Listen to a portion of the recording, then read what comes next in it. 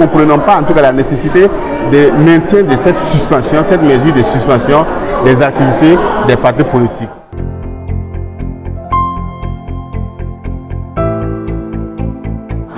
Maintenant, la question sur la suspension.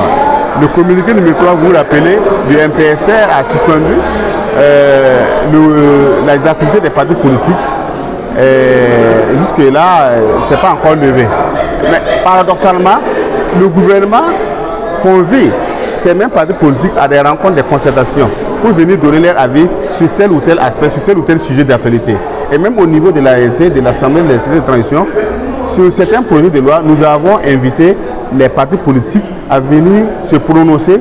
Quand je prends l'exemple sur le projet de loi sur la sécurité nationale, si je prends l'exemple aussi sur le projet de loi sur la dépolitisation de l'administration, les partis politiques, les composants, en tout cas les 4 composantes qui ont signé la charte de la transition, lors des assises des 14 et 15 octobre dernier, sont venus donner leur avis, leur apport, leur contribution ici même à l'AET. Donc vous voyez que c'est paradoxal. Comment ces partis vont venir, c'est-à-dire qu'ils vont venir à faire des apports, des contributions positives, et au même moment, ils ne peuvent pas se réunir, ne serait-ce qu'au niveau interne, pour en tout cas faire fonctionner leur parti statutairement. Vous voyez qu'il y a un paradoxe qui est là, et nous avons souhaité que le gouvernement lève cette mesure de suspension pour que les partis politiques puissent mener librement. On n'a pas dit que c'est pour aller faire des grands rassemblements, des grands meetings, non.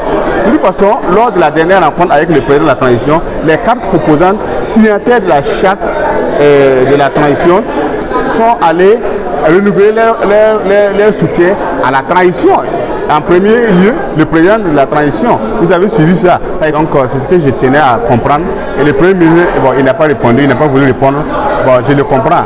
Mais je pense que lui aussi, il nous a compris dans notre esprit, quoi. Voilà, je pense que l'esprit ici, c'est de faire en sorte que si nous sommes ici à l'AET, nous contribuons et qu'ils peuvent toujours compter sur les partis politiques pour faire des apports.